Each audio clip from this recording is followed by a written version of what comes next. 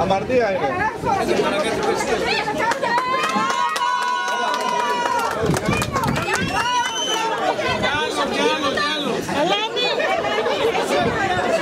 Ελένη, άντε τραγούδα λίγο.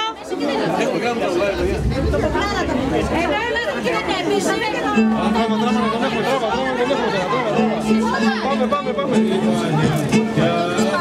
Γιατί καλό μας χρόνο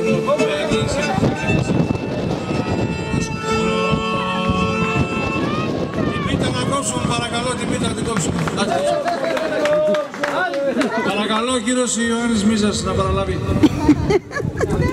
Δεν του έκανα απολύτως τίποτα. Δεν το εκτέλεσα ούτε στα 2 μέτρα. Σε ευχαριστώ πάρα πολύ. Εύκολο για σένα. Πες μου για